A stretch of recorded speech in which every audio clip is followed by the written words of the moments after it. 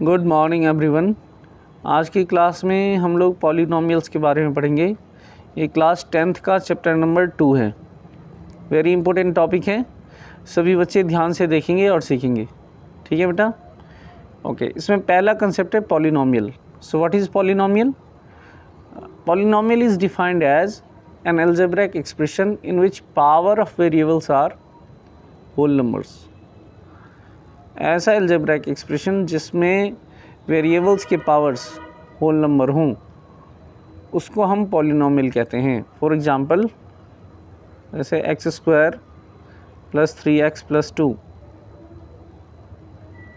ठीक है, इसमें x की पावर यहाँ पर कितनी है? 2, और यहाँ पे कोई पावर नहीं है, तो यहाँ पर कितना मानेंगे हम? 1। तो 2 and 1 both are whole numbers, therefore this is a polynomial. Okay, now x² + 3√x + 2, ये एग्जाम्पल अगर हम देखते हैं, so this is not a polynomial. Why? Because when we solve this we get x² + 3x⁻½ + 2, and half is not a whole number, therefore this is not a polynomial. Are we getting or not? Next example, x² + 1/x + 4. This is also not a polynomial, because when we solve it, what we get? x² + x⁻−1 + 4. -1 is a whole number?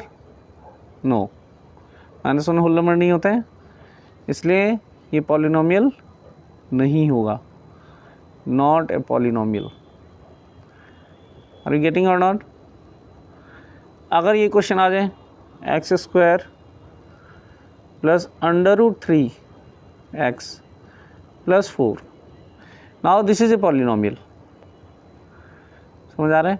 यहाँ पे constant में कोई भी number हो, decimal में हो, upon में हो, फ्रैक्शन में हो, रेशनल हो, इरेशनल हो, कैसा भी हो, उससे हमें कोई फ़र्क नहीं पड़ता है। हम सिर्फ देखेंगे पावर्स को। यहाँ पावर 2 है, यहाँ पे पावर 1 है, and 1 and 2 both are whole numbers, therefore this is a polynomial. Is it clear और नॉट?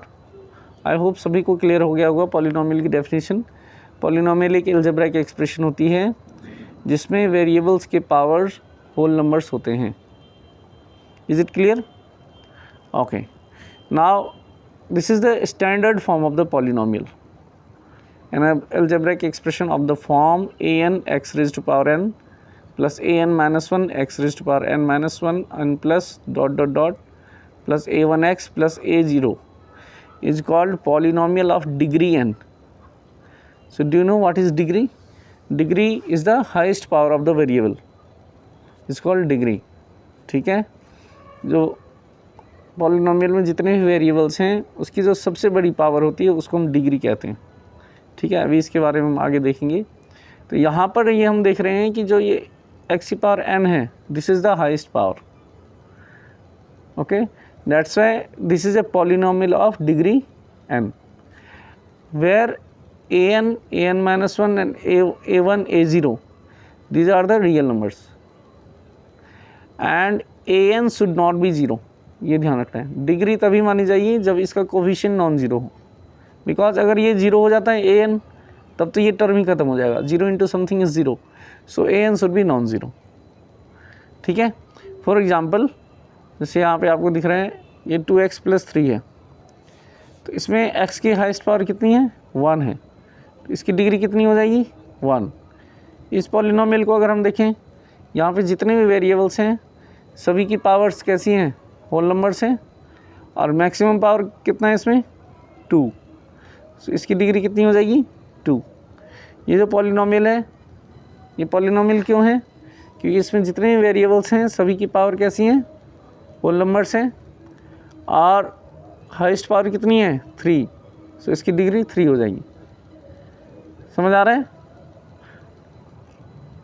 एक ये रिमार्क यहाँ पे मैंने साइड में लिख रखा है, जो मैंने पहले डेफिनेशन बताई थी, सेम टू सेम रिमार्क है। In a polynomial power of variables must be whole number. Variable की पावर कैसी होनी चाहिए? होल नंबर होना चाहिए। सो आई होप आपको पॉलिनोमियल एंड डिग्री ये दो चीज़ें समझ आ गई हैं। पॉलिनोमियल एक अलजेब्रिक एक्सप्रेशन होता है जिसमें वेरिएबल्स की पावर होल नंबर होती हैं, and degree of a polynomial is the highest power of variable. ठीक है, जितने वेरिएबल प्रेजेंट हैं उसमें जो सबसे हाईएस्ट पावर होगी that is called degree of the polynomial. Okay, next topic is types of polynomial on the basis of degree. ठीक है, on the basis of terms भी होते हैं, on the basis of degree भी होता है। तो on the basis of terms हमने बेसिक क्लासेस में पढ़ी हैं। वन टर्म होता है तो उसको क्या बोलते हैं? मोनोमियल। दो टर्म होता है तो बाइनोमियल। थ्री टर्म होता है trinomial, and more than three terms होता है तो उसे पॉलिनोमियल बोलते हैं। But that definition is not 100% correct.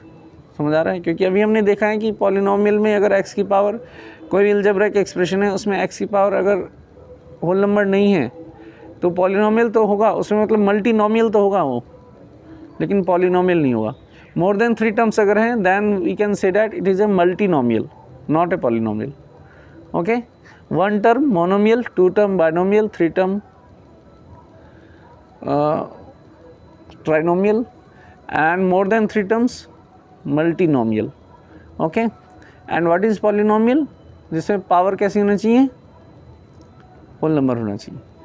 So this is the basis on the basis of terms, कितने टर्म हैं उसके अंदर, उसके बेसिस पे डिवाइड किया गया। अब यहाँ पर क्या है कि on the basis of degree. So सबसे पहला है हमारे पास zero polynomial. What is zero polynomial?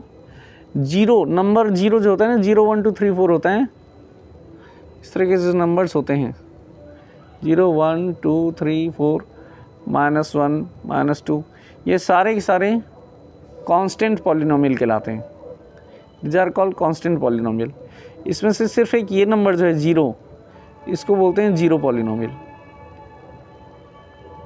ठीक है, remaining all are called constant polynomial. Zero को छोड़ के बाकी जितने भी नंबर हैं सभी को क्या बोलते हैं? Constant polynomial. और जीरो का क्या नाम है? Zero polynomial. तो एक क्वेश्चन ये भी पूछा जाता है, क्लास 9th का ही कंसेप्ट है ये, कि ऐसा कौन सा पॉलिनोमियल है जिसकी डिग्री नहीं होती है? So answer is zero polynomial. Zero polynomial is a polynomial whose degree is not defined. You should remember this point, है ना, 10th क्लास में पूछा सकते हैं। जीरो पॉलिनोमियल एक ऐसा पॉलिनोमियल है जिसकी डिग्री नहीं होती है। Degree of zero polynomial is not defined. इसके अलावा जितने भी पॉलिनोमियल हैं सबकी कोई ना कोई डिग्री ज़रूर होगी। सभी को क्लियर है? जीरो को जीरो पॉलिनोमियल कहते हैं और इसकी डिग्री नहीं होती है। नेक्स्ट इज़ कांस्टेंट पॉलिनोमियल, जिसकी डिग्री जीरो होती है उसको हम कांस्टेंट पॉलिनोमियल बोलते हैं। जितने भी हमारे पास नंबर हैं सारे नंबर्स को हम क्या बोलते हैं? Constant polynomial. चाहे वो अपॉन में हो, फ्रैक्शन में हो, डेसिमल में, कैसा भी हो, ये सारे कांस्टेंट पॉलिनोमियल है। Next is linear polynomial. Linear polynomial वो होती है जिसकी डिग्री 1 होती है। जैसे अभी हमने किया था example, x + 4 3y/2 7x + 4 all are linear polynomial, क्योंकि इन सब की डिग्री 1 है। Next is quadratic polynomial. Quadratic polynomial क्या होता है? जिसकी डिग्री 2 होती है। जैसे ये क्वाड्रेटिक पॉलिनोमियल दिख रहा है आपको, 2x² + 4x + 1, जिसकी डिग्री 2 होगी उसको क्वाड्रेटिक पॉलिनोमियल होंगे। x² + 3x + 4, this is a quadratic polynomial. Next is cubic polynomial. So cubic polynomial क्या होगा? जिसकी डिग्री 3 होगी उसे बोलते हैं क्यूबिक पॉलिनोमियल। यहाँ पे दिख रहा है आपको क्यूबिक पॉलिनोमियल, हाईएस्ट पावर 3 है, इसलिए ये क्या कहलाएगा? Cubic polynomial. इसकी डिग्री 3 है। इसमें ये कंपलसरी नहीं है कि पावर 3 है तो पावर 2 भी प्रेजेंट होना चाहिए, पावर 1 भी प्रेजेंट होना चाहिए, ऐसा कंपलसरी नहीं है। क्यूबिक पॉलिनोमियल में पावर 3 प्रेजेंट होना चाहिए, बाकी कोई प्रेजेंट हो चाहे ना हो। ठीक है, सो जिसकी डिग्री 3 होगी उसको क्यूबिक पॉलिनोमियल बोलेंगे। जैसे x की power 3 + 2, this is also a cubic polynomial. इसमें ना तो स्क्वायर वाला टर्म है ना तो लीनियर टर्म है, दोनों ही टर्म गायब हैं इसमें से, तब भी ये क्यूबिक पॉलिनोमियल है क्योंकि इसकी डिग्री कितनी है? 3 है। Next is by quadratic polynomial. By quadratic polynomial क्या होता है? जिसकी डिग्री 4 होती है। जैसे x की power 4 + 5x² plus 7. This is a biquadratic polynomial because its degree is 4. समझ आ रहा है? So I think आपको ये समझ आ गया होगा. On the basis of degree we can define polynomial in 6 parts, basically in 6 parts. और भी होते हैं, but these are the basic polynomials. Number one is zero polynomial. 0 is called zero polynomial. Its degree is not defined. Second one is constant polynomial. जितने भी number होते हैं उन सारे नंबर को कांस्टेंट पॉलिनोमियल बोलते हैं. इसकी डिग्री 0 होती है. Next one is linear polynomial. जिसकी डिग्री 1 होती है उसे लीनियर पॉलिनोमियल बोलेंगे. जिसकी डिग्री 2 होती है उसे क्वाड्रेटिक पॉलिनोमियल बोलेंगे. जिसकी डिग्री 3 होगी उसे क्यूबिक पॉलिनोमियल बोलेंगे. एंड जिसकी डिग्री 4 होगी that is known as biquadratic polynomial. Is it clear everyone? Okay, very nice. Next इसके बाद है हमारे पास topic value of a polynomial. So what is value of a polynomial? Let P X be any polynomial and A be any real number, then the real number obtained by putting x is equals to a in px is called value of the px at x equals to a and it is denoted by pa. कोई भी हमारे पास polynomial है px और कोई भी number है हमारे पास real number a, ठीक है. तो x की जगह वो नंबर पुट कर दीजिए और उसको सिंप्लीफाई कर दीजिए. सिंप्लीफाई करने के बाद जो आंसर आएगा वो उसका कहलाता है value of the polynomial. Clear है? देखिए एग्जांपल से आपको समझ आएगा. जैसे हमारे पास एक पॉलिनोमियल है p x is equals to 2x² + 4x + 1. अब इसकी वैल्यू हम फाइंड करना चाहते हैं एट x इक्वल्स टू 2. तो अब ये क्या आ जाएगा P2. अब जहाँ जहाँ x है वहाँ हम 2 रख देंगे. 2x² है, ये क्या हो जाएगा 2 × 2² प्लस 4x है तो 4 × 2 + 1. फिर 2 का स्क्वायर 4, 4 × 2 = 8, फिर यहाँ पे 4 × 2 = 8 + 1, 8 8 16 और 1 17. So value of the polynomial at x is equals to 2 is 17. Clear है? एक पॉलिनोमियल है हमारे पास gx is equals to 3x³ + 5x - 18. इसकी वैल्यू हम फाइंड करना चाहते हैं x इज इक्वल्स टू -1 पे. तो जहाँ जहाँ x है वहाँ हम क्या रख देंगे -1. अब इसको डिनोट कैसे करेंगे? g - 1 से. सो g - 1 is equals to 3 × -1³ + 5 × -1 -18. And what is the value of -1³ -1³ is -1, so it is 3 × -1, and plus into minus, 5 1 = 5, so it is -5 and -18. 3 × -1 is -3, -5 -18. After solving it we get -26. So value of gx at x is equals to -1 is -26. सभी को समझ आ रहा है? Value of the polynomial बहुत ही simple है. कोई भी पॉलिनोमियल है, हम किसी भी नंबर पे उसकी वैल्यू फाइंड करना चाहते हैं तो जो भी वेरिएबल है उसको उस नंबर से रिप्लेस कर दीजिए. वेरिएबल्स की जगह वैल्यू पुट कर दीजिए, सिंप्लीफाई कर दीजिए. जो आंसर आएगा that is called value of the polynomial at that point. Okay, next topic. Next concept is zero of a polynomial. Very important concept है ये आपको समझना है. Zero of a polynomial.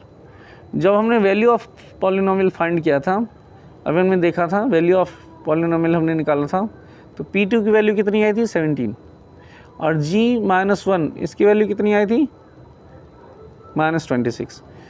अगर इनको सॉल्व करके कभी आंसर 0 आ जाता है, समझ आ रहा है, then it is called zero of the polynomial. अगर आंसर 0 आ गया तो जीरो ऑफ द पॉलिनोमियल, 0 नहीं आया तो जीरो ऑफ द पॉलिनोमियल नहीं है. जैसे यहाँ पे 17 आ रहा है, so x is equals to 2 is not the zero of px. यहाँ पे -26 आ रहा है, so x is equals to -1 is not a zero of gx. समझ आ रहा है? देखिए डेफिनेशन यहाँ पे क्या डेफिनेशन है. A real number a is called zero of polynomial if pa is equals to 0. Answer कितना आना चाहिए? 0. अगर आंसर 0 आ गया then it is called zero of the polynomial. 0 नहीं आए तो जीरो ऑफ द पॉलिनोमियल नहीं है. This is also known as roots of the polynomial. Roots भी कहते हैं, जीरोज़ भी कहते हैं, सॉल्यूशन भी कहते हैं. ठीक है, कुछ भी नाम आए आपको ये याद रखना है कि सॉल्यूशन बोलेंगे तब भी यही है, रूट्स कहेंगे तब भी यही है, जीरोज़ कहेंगे तब भी यही है, एक ही बात होती है. सो Px हमारे पास एक वैल्यू है x² - 3x - 4, ये पॉलिनोमियल है. x की जगह हमने -1 पुट किया, so what we get, p minus one is equals to -1 square, -3 into -1 -4. So what is value of -1 square, minus into minus plus, it is 1. फिर -3 इंटू -1, माइनस माइनस प्लस, 3 बन जाए 3, तो plus का 3 आ गया, -4, 3 + 1 4, 4 - 4, आंसर इज 0. जब भी answer 0 आता है तो उसको हम क्या बोलते हैं, zero of the polynomial. Since p - 1 is 0, okay, p - 1 is 0, therefore x is equals to -1 is a 0 of the polynomial x² - 3x - 4. तो आप चेक कर सकते हैं कि कौन सा 0 है, नहीं है ना. उसमें वैल्यू पुट करेंगे, सिंप्लीफाई करेंगे, आंसर अगर 0 आ गया तो 0 ऑफ द पॉलिनोमियल है, 0 नहीं आएगा तो 0 ऑफ द पॉलिनोमियल नहीं है. ठीक है. Next topic is relation between zeros and the coefficient of the polynomial. Very important topic है, जीरोज एंड कोफिशिएंट. देखिए हमने 2 जीरोज ले लिए हैं, क्वाड्रेटिक इक्वेशन ले लेते हैं पहले, क्वाड्रेटिक पॉलिनोमियल का डिस्कस करते हैं. Let alpha and beta be the zeros of the polynomial p x is equals to ax² + bx + c. So alpha and beta ये 2 जीरोज हैं, एंड कोफिशिएंट्स इसमें क्या है, a b and c, 3 coefficients हैं. So what is the relation between alpha and beta and a b and c. Zeros और coefficient के बीच में क्या रिलेशन है वो चीज़ हम यहाँ डिस्कस करेंगे, है ना. सो अल्फा और बीटा इसके 2 जीरोज हैं, तो x - अल्फा, x - बीटा, ये भी इसके जीरोज होंगे. समझ आ रहा है, अल्फा एंड बीटा इसके जीरोज हैं, यानी इसका मतलब क्या हो गया कि x is equals to alpha, इसका 0 है. Bring it to the left hand side, so it will become x - alpha is equals to 0. So x - alpha is also 0 of the polynomial. In the same way x is equals to beta, ये भी 0 of the polynomial है. Bring it to the left hand side, x - beta is equals to 0, ये भी इसका 0 होगा. ठीक है, because alpha and beta are the zeros, therefore x - alpha, x - beta is also 0 of px. अब ये जब दोनों जीरोज हैं तो इसको हम मल्टीप्लाई करेंगे तो ये आंसर आएगा. ठीक है. So ax² + bx + c is equals to k times x - alpha into x - beta. समझ आ रहा है, इसको मल्टीप्लाई कीजिए, कितना आएगा. After solving this what we get kx² - k into alpha + beta into x + alpha beta into k. समझ आ रहा है, इसको मल्टीप्लाई करके देखेंगे आप कितना आएगा. ये k into x - alpha x - beta. ठीक है, इसको मल्टीप्लाई करो, कितना आ रहा है, kx² फिर minus beta x - alpha x + alpha beta. ठीक है. अब इसमें इसको ओपन कर दीजिए ब्रैकेट, कितना आएगा, kx² minus k alpha x minus k beta x plus k alpha beta. ठीक है. अब इसमें से हम k कॉमन ले लेंगे, kx² माइनस k कॉमन ले लीजिए, k alpha + beta into x, इन दोनों में से k कॉमन ले लिया है, and plus k alpha beta. समझ आ रहा है. सो मल्टीप्लाई करके ये आंसर आ जाएगा. After multiplication we get this value. Now what will we do, on comparing the coefficient of x² की कोफिशिएंट को कंपेयर करो, x का कोफिशिएंट का कंपेयर करो, एंड कांस्टेंट टर्म को कंपेयर करेंगे दोनों तरफ. सो जब हम x² के कोफिशिएंट को कंपेयर करेंगे तो यहाँ पे x² कोफिशिएंट कितना है, a, यहाँ पे कोफिशिएंट कितना है, k. So a is equals to कितना आ जाएगा, k. In the same way जब x के कोफिशिएंट को करोगे तो यहाँ पे x का कोफिशिएंट b है, यहाँ पे x का coefficient -k into alpha + beta है. So b is equals to -k into alpha + beta. And when we compare constant term, so what we get, constant term यहाँ पे c है, यहाँ पे constant term alpha beta into k है, c is equals to k alpha beta आ जाएगा. सभी को समझ आ रहा है, नहीं आ रहा है समझ में. अब हम इसको अगर सिंप्लीफाई करें, यहाँ से k की वैल्यू इसमें रख दें, कितना आ जाएगा, b इज इक्वल्स टू कितना आएगा बताओ, b is equals to minus A, क्योंकि k की जगह हमने क्या रखा है, k की प्लेस पे हमने क्या रखा है, a, so minus A into alpha plus beta. अब ये मल्टीप्लाई में है तो ये इधर आके क्या हो जाएगा, डिवाइड में, तो minus B upon A is equals to कितना आ जाएगा, ये alpha plus beta. So this is the formula, है ना। ये आपको याद होना चाहिए कि sum of roots minus B upon A होता है। ये मैंने यहाँ पे एक्सप्लेन किया है कि माइनस बी अपॉन ए ही क्यों आ रहा है, समझ आ रहा है, वाई दिस हैपनिंग। आपको रीज़न पता होना चाहिए कि sum of roots minus B upon A ही क्यों आता है, ये इसका प्रूफ है, ठीक है। सो इसको एक दो बार आप देखोगे तो आपको क्लियर बहुत अच्छी तरह समझ आ जाएगी, फिर अपने आप करके देख सकते हैं। So what is the formula of sum of roots, minus B upon A, ठीक है। इन दिस सेम वे हम ए की वैल्यू जो है इसमें हम अगर रख देते हैं यहाँ पे इसमें, सो क्या आ जाएगा हमारे पास, C is equals to A alpha beta. अब ये मल्टीप्लाई में है तो इसको डिवाइड में ले आओ, so what we get, c upon A is equals to alpha beta. So this is a formula of product of roots, ठीक है। प्रोडक्ट ऑफ रूट्स क्या होता है, सी अपॉन ए। ये दोनों फॉर्मूले बहुत ही इंपॉर्टेंट हैं, ये आपको याद रखना है। Sum of roots alpha plus beta is equals to minus B upon A, this is the first formula, okay. And alpha beta is equals to C upon A, product of roots. इसको बोलते हैं sum of roots, इसको बोलते हैं product of roots. Sum of roots is minus B upon A, product of roots C upon A. इसमें A क्या है, A X square का कोफिशिएंट है, बी क्या है, एक्स का कोफिशिएंट है, और सी क्या है, कांस्टेंट टर्म है।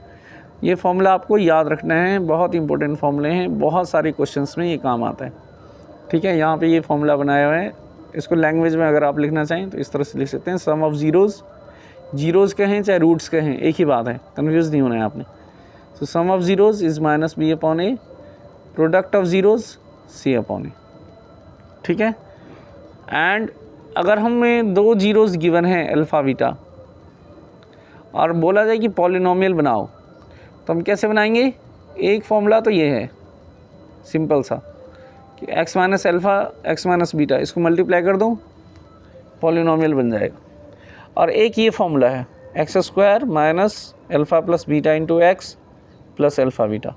दैट मीन्स इसको कैसे लिख सकते हैं, x square minus sum of zeros into x plus product of zeros. X square, इसको शॉर्टकट में ऐसे लिख सकते हैं, x square minus sum of zeros, sum of zeros को एक्स लिख दो, sum of zeros into x, और प्रोडक्ट ऑफ जीरोज़ को पी लिख दो, तो x square minus S x plus P. इससे भी याद रख सकते हैं शॉर्टकट तरीके से, एस मतलब सम, पी मतलब product. X square minus sum of zeros into x plus product of zeros equals to zero. Equals to zero तो लगाते हैं हम इक्वेशन में, है ना। What is the difference between equation and polynomial, equation and polynomial में यही difference है कि जो इक्वेशन होता है उसमें इक्वल्स टू साइन आता है, पॉलिनोमियल में इक्वल्स टू साइन यूज़ नहीं होता है, समझ आ रहा है। x equals to 4, this is an equation, and x plus 4 this is a polynomial, this is a linear polynomial, this is a linear equation, ये अंतर है, ठीक है। तो आई होप आपको समझ आ गया होगा कि पॉलिनोमियल हम कैसे बनाते हैं। मान लीजिए इसका एक एग्जांपल हम कर लेते हैं। अगर यहाँ पे हमारे पास कोई पॉलिनोमियल गिवन है, कोई क्वेश्चन गिवन है जिसके रूट्स 2 और 3 हैं, और बोलेंगे फाइंड द पॉलिनोमियल। इसमें अल्फ़ा की वैल्यू कितनी है, 2, बीटा की वैल्यू कितनी है, 3 है। What is the value of alpha, alpha की वैल्यू 2 है, बीटा की वैल्यू कितनी है, 3 है। So what is the sum of roots, 2 + 3 5, and what is the product of roots, 2 into 3 6।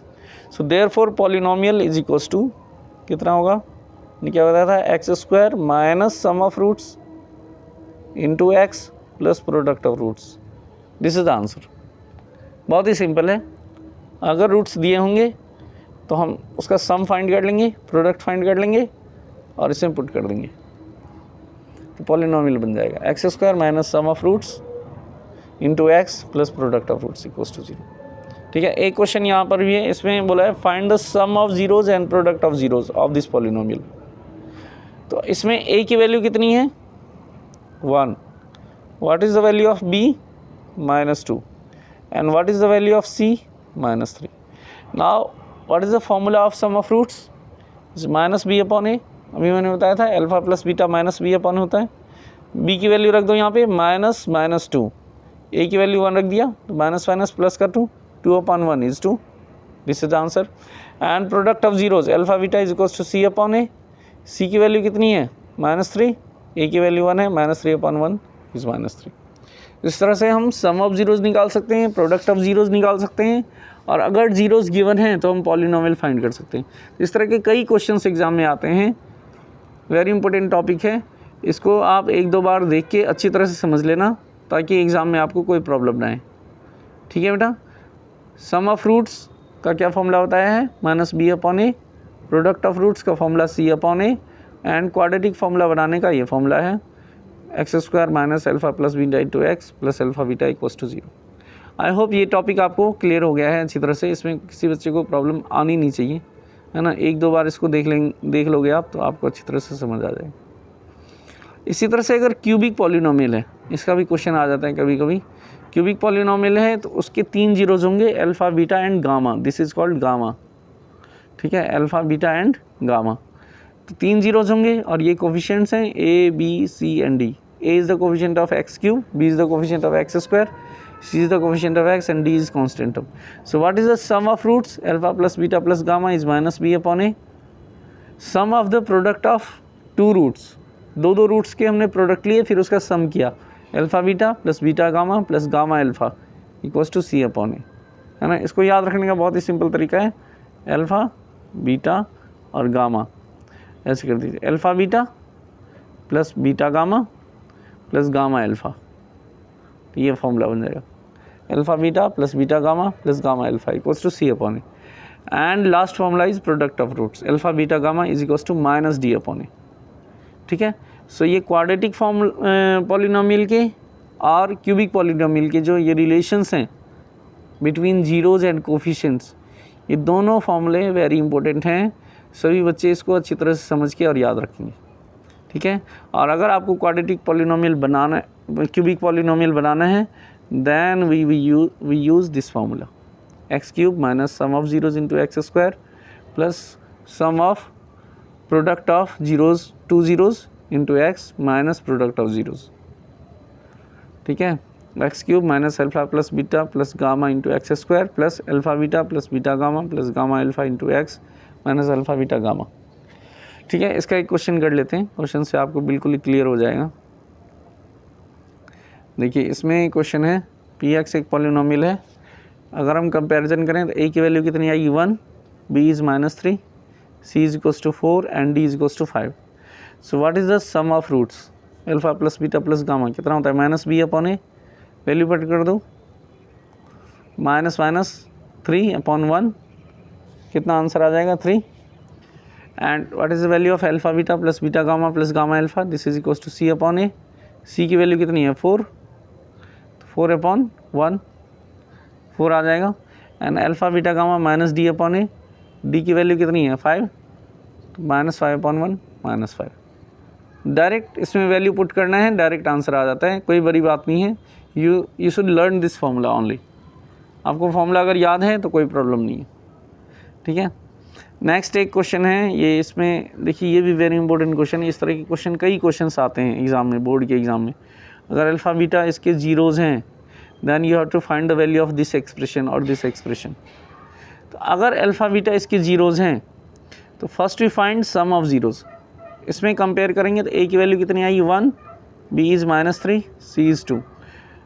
Now what is the sum of zeros -b/a, value put कर दीजिए -3/1, सो sum of zeros 3 आ गया। Product of zeros कितना होता है c/a, c की value 2 है, a की value 1 है, 2/1 इज़ 2। सबसे पहला काम है sum of zeros and product of zeros find करना। Now we want to find the value of 1/अल्फा प्लस 1/बीटा। एलसीएम ले लीजिए, अल्फा बीटा एलसीएम आ गया, अब अल्फ़ा से इसको अल्फ़ा से डिवाइड करेंगे एलसीएम को, तो अल्फ़ा से अल्फ़ा कैंसिल हो जाएगा, बीटा बचेगा, बीटा को 1 से मल्टीप्लाई कर दो, 1 इंटू बीटा इज़ बीटा, फिर प्लस बीटा से डिवाइड करो, बीटा कैंसिल हो गया, अल्फ़ा बच गया, अल्फ़ा से मल्टीप्लाई कर दो, 1 into alpha is alpha, alpha plus beta. अब हमारे पास अल्फ़ा प्लस बीटा की वैल्यू भी है और अल्फ़ा बीटा की वैल्यू भी है। अल्फ़ा प्लस बीटा की जगह 3 रख दो, अल्फ़ा बीटा की जगह 2 रख दो। So what is the value of 1 upon alpha plus 1 upon beta is equals to 3/2। This is the answer. ठीक है, and one more question is there, alpha square plus beta square, इसकी वैल्यू find करनी है। सो हमारे पास पहले से अल्फ़ा प्लस बीटा की वैल्यू 3 है, अल्फ़ा बीटा की वैल्यू 2 है, स्क्वायरिंग कर दीजिए बोथ साइड। अब हम अगर इसका स्क्वायर करते हैं, दोनों साइड स्क्वायर करते हैं, तो क्या आ जाएगा, अल्फ़ा प्लस बीटा का whole square equals to 3 square, है ना। और आपको फॉर्मूला ये वाला याद होना चाहिए, ए प्लस बी का होल स्क्वायर। इसका फॉर्मूला क्या होता है, A square plus B square plus 2ab। ये याद है सभी को, ये फॉर्मूला लगा दो, कितना आ जाएगा ये, alpha square plus beta square plus 2 alpha beta equals to 9। 3 का स्क्वायर कितना होगा, 3 का स्क्वायर कितना होगा बच्चे, 3 इंटू 3 9 आ जाएगा। ठीक है, अब अल्फ़ा बीटा की वैल्यू हमारे पास पहले से ही है, अल्फ़ा बीटा की वैल्यू यहाँ रख देंगे, 2 इंटू 2 कितना आ जाएगा 4, और इस 4 को राइट हैंड साइड में ले आओ, यहाँ पे जो वैल्यू 4 आई है इसको राइट हैंड साइड में ले आओ, ये प्लस का है, इधर आके क्या हो जाएगा, ये माइनस, 9 माइनस 4 5। सो alpha square plus beta square की वैल्यू कितनी आ रही है, 5। आई होप सभी को समझ आ गया होगा। इस टाइप के बहुत सारे क्वेश्चंस हैं, आप इस वीडियो को अच्छी तरह से देखिए, सारे कंसेप्ट को समझिए, है ना, और इन कंसेप्ट्स को आप अपनी फेयर कॉपी में लिखेंगे और इसके बेसिस पे आप एक्सरसाइज 2.2 करेंगे। किसी बच्चे को कोई भी प्रॉब्लम आती है तो आप कमेंट सेक्शन में मेंशन करेंगे, I will send the solution. Okay, thanks for watching.